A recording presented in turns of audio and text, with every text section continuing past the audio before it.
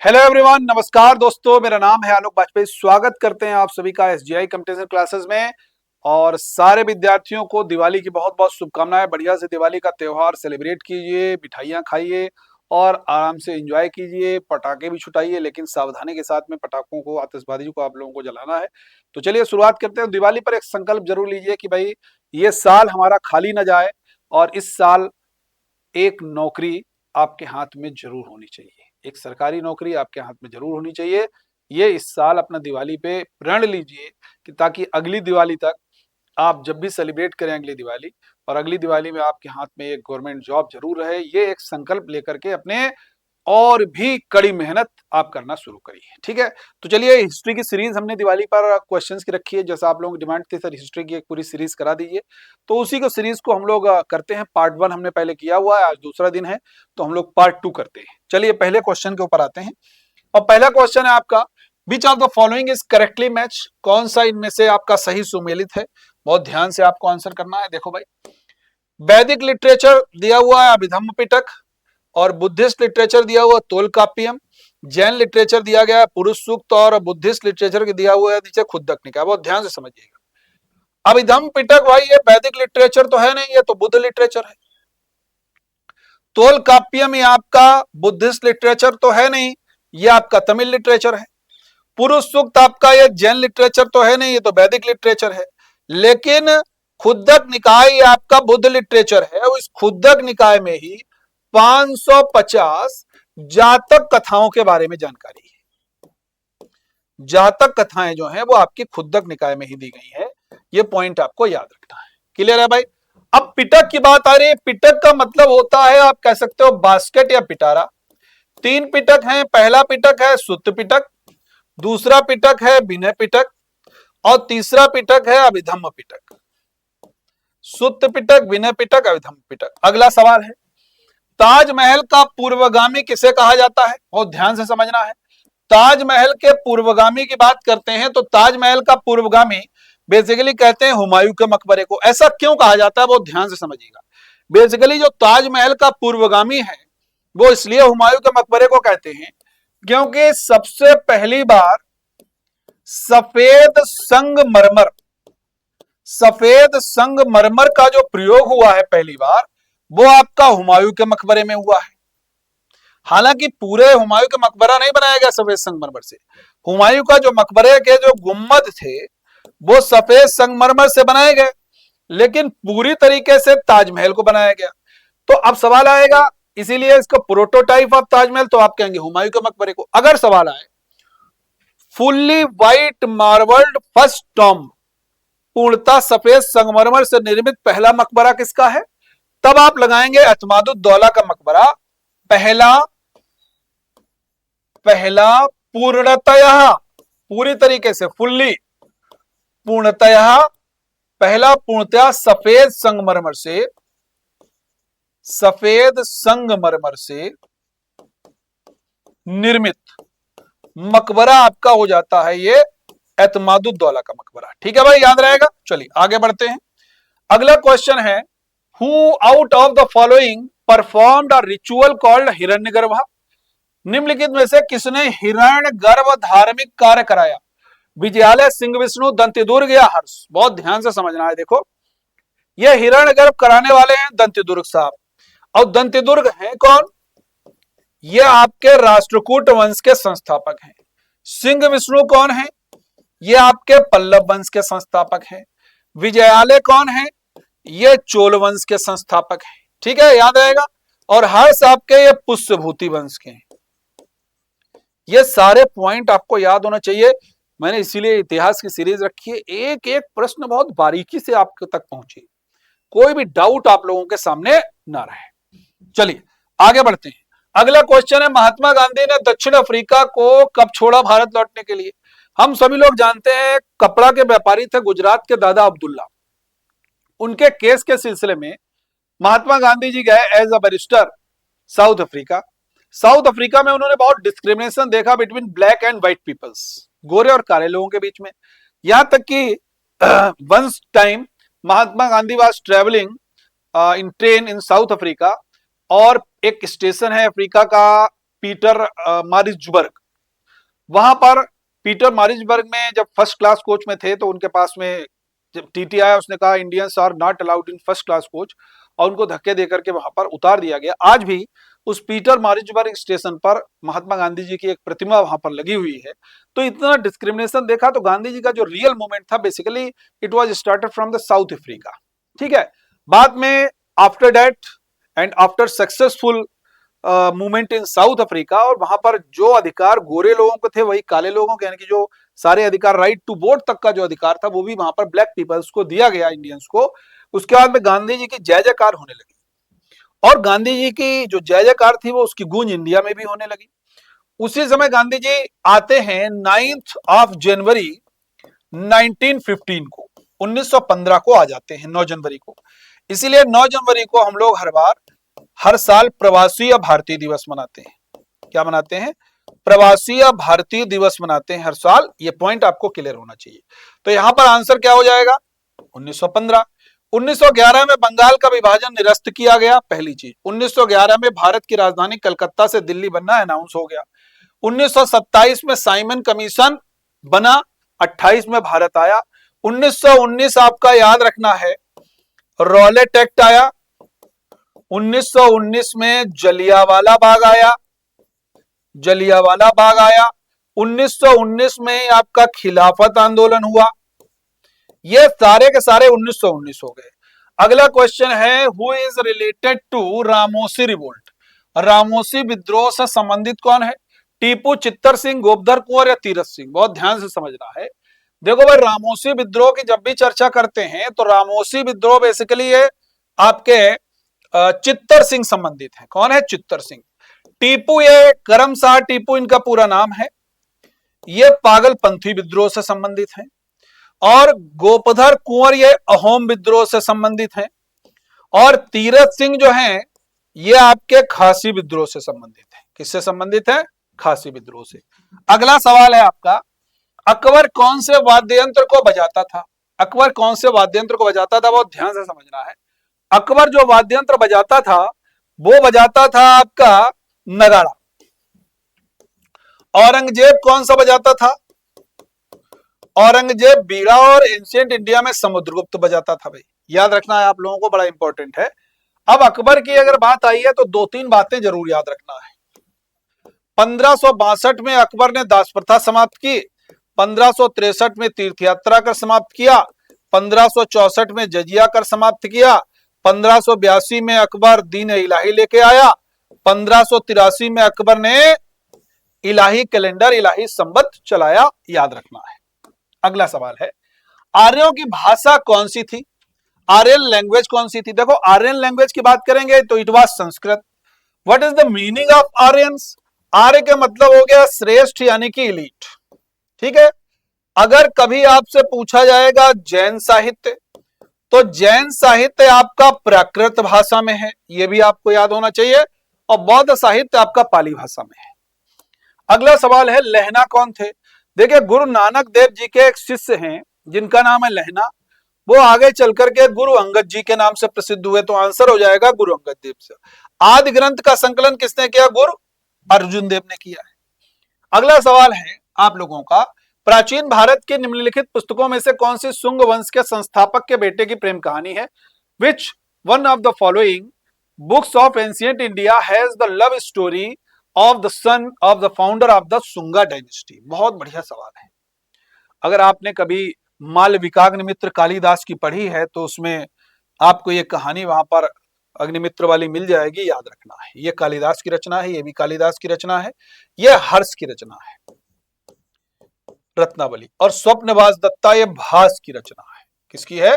ये भास की रचना है। याद रखना है। अगला क्वेश्चन है भाई आप लोगों का, निम्नलिखित में से किसने सम्राट अशोक के शिलालेखों को सबसे पहले खोजा? देखो, सम्राट अशोक के शिलालेखों को सबसे पहले जो खोजने वाले हैं वो 1750 में खोजा गया। किसने खोजा? टिफेन थेलर ने खोजा है। लेकिन सबसे पहले पढ़ा किसने? सबसे पहले पढ़ा किसने? सबसे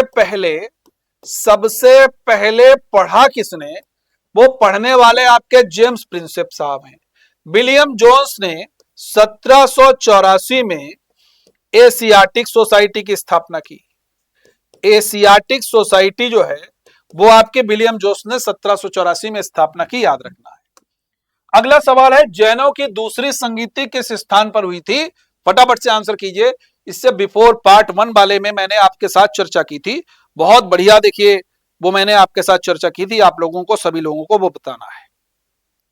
फटाफट से आंसर कर देना भाई। देखो बहुत बढ़िया सवाल है।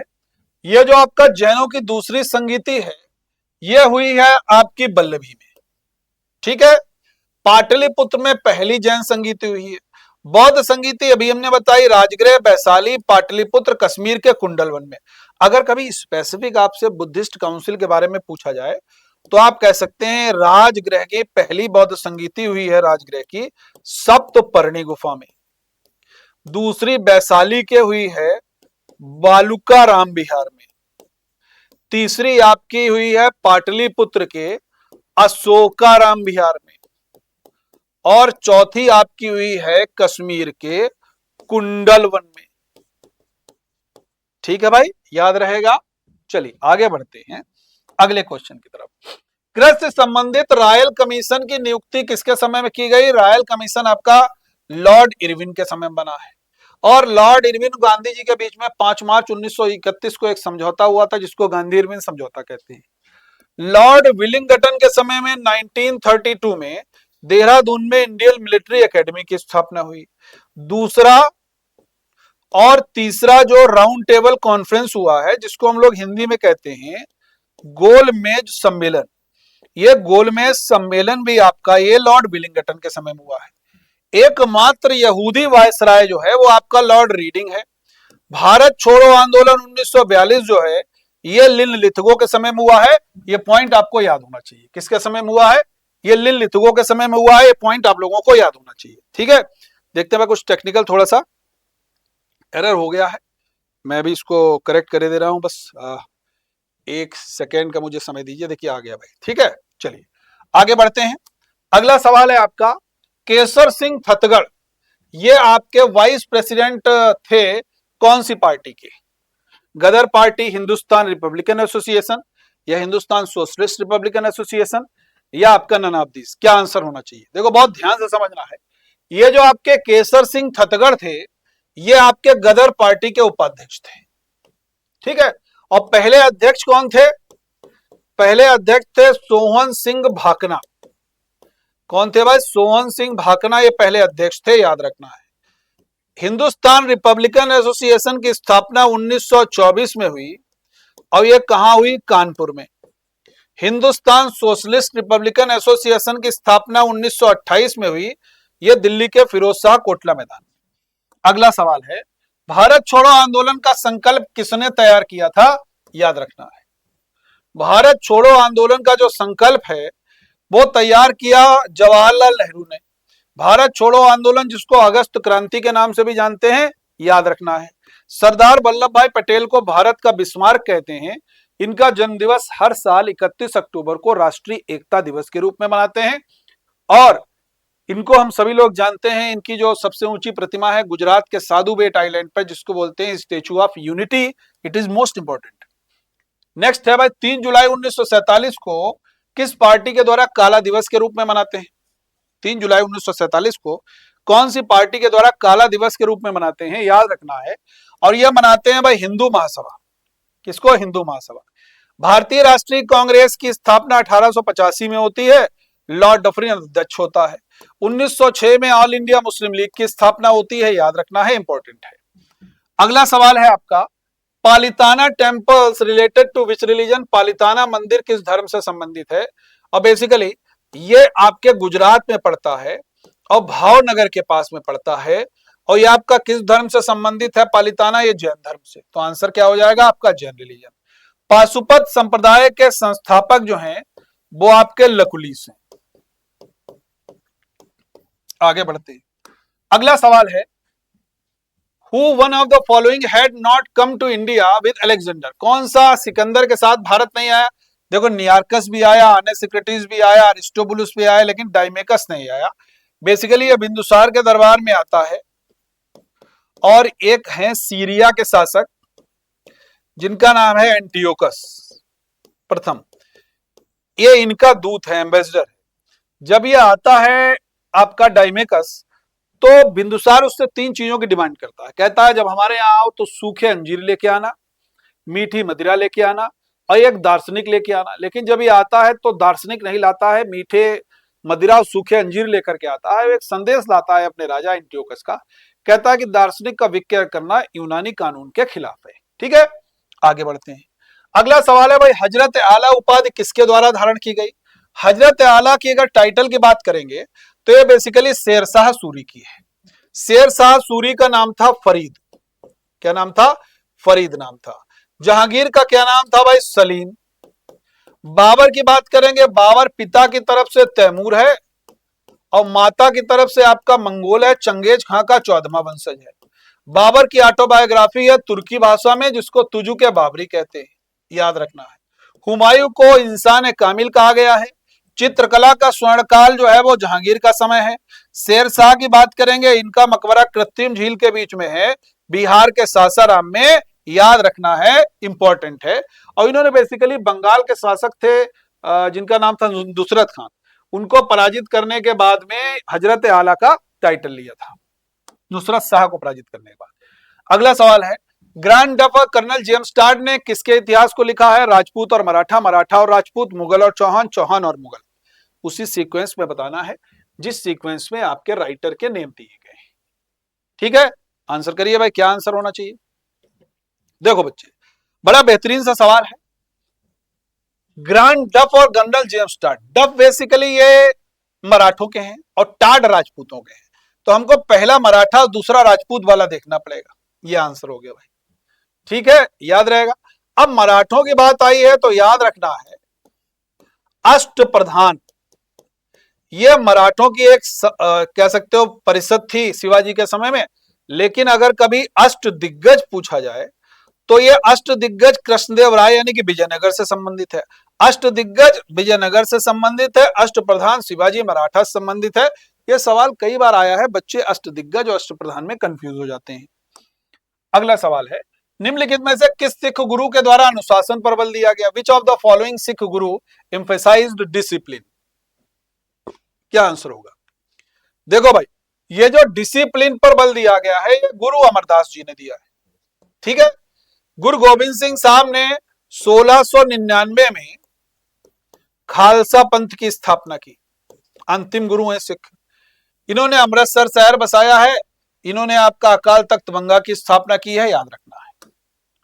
नेक्स्ट है, जहांपना नगर का निर्माण किसके द्वारा किया गया? क्या आंसर होगा? देखो भैया, जहांपना नगर की बात करेंगे तो ये बेसिकली मोहम्मद बिन तुगलक ने स्थापना की है, तो आंसर हो जाएगा मोहम्मद बिन तुगलक, जिनका वास्तविक नाम है जौना खान। एक पॉइंट ये याद रखना आप लोगों को, बड़ा इंपॉर्टेंट है। इसके अलावा मोहम्मद बिन तुगलक की अगर और हम बात करेंगे, इसके समय में 1333 में अफ्रीका के मोरक्को देश का एक यात्री है इब्न बतूता, वो आता है, पहली चीज। दूसरी चीज, मोहम्मद बिन तुगलक के समय में 1336 में हरियर और बुक्का जो हैं वो विजयनगर की स्थापना करते हैं, और 1347 में इन्हीं के समय हसन गंगू जो हैं वो बहमनी साम्राज्य की स्थापना करते हैं। याद रहेगा भाई, क्लियर है। गयासुद्दीन तुगलक का नाम है गाजी मलिक। गयासुद्दीन तुगलक का एक सूफी संत थे शेख निजामुद्दीन औलिया, उनके साथ विवाद हुआ था और निजामुद्दीन औलिया ने इनके लिए कहा था, गयासुद्दीन तुगलक के लिए, हुनूज दिल्ली दूरस्त, दिल्ली अभी बहुत दूर है, ऐसा कहा था। फिरोज तुगलक को दिल्ली सल्तनत का आइडियल सुल्तान कहते हैं। इसका एक टाइटल है फिरोज तुगलक का, याद रखना है, और वो है सैयद उस सलातीन। सैयद उस सलातीन, ये फिरोज शाह तुगलक का टाइटल है, याद रखना है, इंपॉर्टेंट है। ठीक है, चलिए आगे बढ़ते हैं। कुतुबुद्दीन ऐबक का मकबरा कहां स्थित है? Qutubuddin Aibak tomb situated at, अभी हमने चर्चा की थी लास्ट के सेशन में और बताया था एक्सप्लेनेशन के दौरान, लाहौर में। कुतुबुद्दीन ऐबक को हम लोग दिल्ली सल्तनत का संस्थापक कहते हैं, पहली बात। कुतुबुद्दीन ऐबक के से रिलेटेड एक ट्रिक है, उस ट्रिक को आप लोग समझ लीजिए, मैं लिखे दे रहा हूं ताकि आप लोगों को दिक्कत ना हो। ठीक है, देखो भाई, करते रहे लाखों का दान, करते रहे लाखों का दान, मर गए मर गए खेलकर चौगान, मर गए खेलकर चौगान। कुतुब कुव्वत की, कुतुब कुव्वत, कुतुब कुव्वत की नींव डालकर, कुतुब कुव्वत की नींव डालकर 2.5 दिन में, 2.5 दिन में किया निर्माण। कुतुब कुव्वत की नींव डालकर 2.5 दिन में किया निर्माण, ये आपको याद रखना है। अब देखो तो समझना है। करते रहे लाखों का दान, लाखों रुपए दान करता था, तो उसका एक टाइटल था जिसको बोलते हैं लाख बख्श। ठीक है। फिर मर गए खेल का चौगान, चौगान के मतलब हो गया पोलो, पोलो या चौगान खेलते समय गिर करके किसकी डेथ हो गई, ऐबक की। फिर है कुतुब कुव्वत, कुतुब से हो गया कुतुब मीनार का निर्माण कराया, क्या हो गया, कुतुब मीनार का निर्माण कराया। कुव्वत से हो गया कुव्वतुल इस्लाम मस्जिद का निर्माण कराया, कुव्वतुल इस्लाम मस्जिद का निर्माण कराया, यह भी ऐबक ने कराया। और फिर यहां पर लास्ट में आप देखो 2.5 दिन का झोपड़ा, ये अजमेर में है। 2.5 दिन का, 2.5 दिन से हो जाएगा 2.5 दिन का झोपड़ा, 2.5 दिन का झोपड़े का निर्माण कराया। देखो एक ट्रिक से, एक कोटेशन से सारा कुतुबुद्दीन ऐबक आ गया। करते रहे लाखों का दान, लाख बख्श टाइटल है। मर गए खेल कर चौगान, चौगान पोलो खेलते समय घोड़े से गिर गया, डेथ हो गई।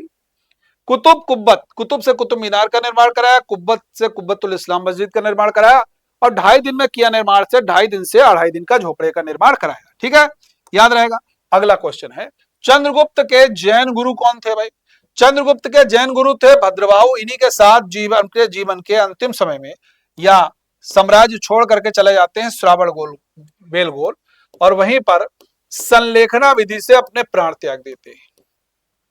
पार्श्वनाथ जैन धर्म के 23वें तीर्थंकर हैं, जिनका प्रतीक चिन्ह है सांप का फन। क्या नाम प्रतीक चिन्ह है, सर्पफण। महावीर स्वामी जैन धर्म के 24वें तीर्थंकर हैं, जिनका प्रतीक चिन्ह है शेर। ठीक है, आगे बढ़ते हैं।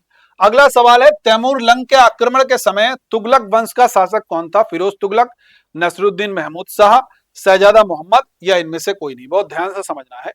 तैमूर लंग बेसिकली इसने 1398 में आक्रमण किया, और इसने तुगलक वंश का शासक था नसरुद्दीन महमूद शाह तुगलक, इसके समय में आक्रमण किया, याद रखना है। तैमूर लंग ने 1398 में, याद रखना है। क्लियर है। शहजादा मोहम्मद या बलबन का बेटा है। फिरोज तुगलक दिल्ली सल्तनत का आदर्श सुल्तान कहा जाता है। इसने एक सिंचाई कर लगाया था, इसको बोलते हैं हक ए सर्व। इसने दिल्ली में एक फिरोज शाह कोटला मैदान बनवाया, जिसका नाम अब मोदी सरकार ने अरुण जेटली मैदान कर दिया है। हम सभी लोग इस बात को जानते हैं। आगे बढ़ते हैं। अगला क्वेश्चन है भाई, कौन सी इमारत कुतुबुद्दीन ऐबक से संबंधित नहीं है। देखो अभी हमने चर्चा की, ये भी है, ये भी है, ये भी है, लेकिन राय पिथौरा नहीं है, याद रखना है भाई। ठीक है, ये देखो दिल्ली में है, ये भी दिल्ली में है, ये अजमेर में है। अभी चर्चा की थी ना, तो देखिए आपको एक क्वेश्चन और मिल गया। अगला क्वेश्चन है, निम्नलिखित में से किस उद्देश्य के लिए मोहम्मद बिन तुगलक ने दीवाने कोही की स्थापना की।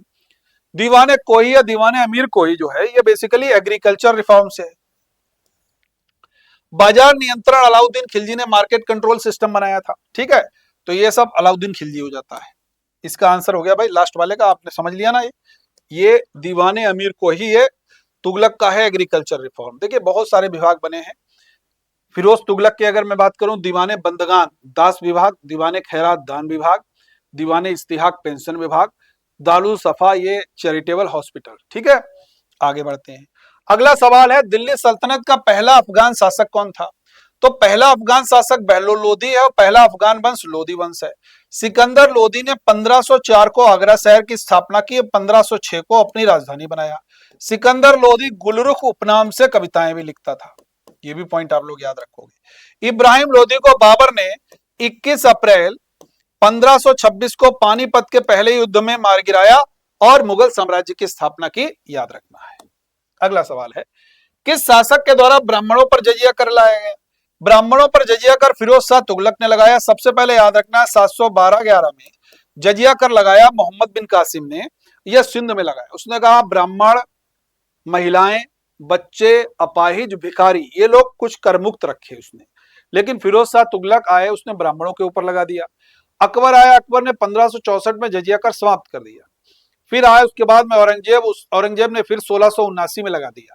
फिर जहांदार का शाह का समय में आया, उन्होंने समाप्त कर दिया, लेकिन फिर से शुरू हो गया। अंतिम रूप से जजिया कर 1719-20 में मोहम्मद शाह रंगीला ने समाप्त किया, याद रखना है। ठीक है, क्लियर है। मोहम्मद गौरी का एक दूसरा नाम जरूर याद रखिएगा, शहाबुद्दीन मोहम्मद बिन शाम। अगला सवाल है, निम्नलिखित में से कौन सा स्थान मुगल शासक अकबर का जन्म स्थान है? हम लोग जानते हैं अकबर का जन्म 1542 में अमरकोट, सिंध में है, अमरकोट के राजा वीरसाल के महल में हुआ था, याद रखना है। आगरा के बारे में अभी हमने बताया, 1504 में सिकंदर लोदी ने स्थापना की। काबुल में बाबर का मकबरा है। दिल्ली की बात करेंगे, दिल्ली में हुमायूं का मकबरा है। दिल्ली की बात करेंगे, तोमरों के द्वारा दिल्ली की स्थापना की गई। 69 अमेंडमेंट से दिल्ली को एनसीआर बनाया गया। ये सारे इंपॉर्टेंट क्वेश्चंस आपके जेन्युइन है। मुगल साम्राज्य का वास्तविक संस्थापक कौन है? मुगल साम्राज्य का वास्तविक संस्थापक अकबर है। अगर केवल संस्थापक पूछा जाएगा तो केवल संस्थापक आप बाबर को बता सकते हो और वास्तविक संस्थापक अकबर को बता सकते हो। शाहजहां का वास्तविक नाम खुर्रम है। स्थापत्य कला का स्वर्णकाल शाहजहां का समय है। ठीक है, आगे बढ़ते हैं। ये हमारा देखिए यहां पर क्वेश्चन समाप्त हो जाते हैं। ठीक है, तो ये हम लोगों ने इतिहास की सीरीज नंबर 2 यानी कि सीरीज में जो हमारा एमसीक्यू सीरीज का जो टेस्ट 2 था वो हम लोगों ने कंप्लीट किया। इसी तरीके से हम आपके साथ जुड़ने वाले हैं तीसरी सीरीज में। आप लोग कहीं मत जाइए, लगातार बने रहिए। और वंस अगेन आप सभी लोगों को दिवाली की अनेक अनेक शुभकामनाएं। Thank you.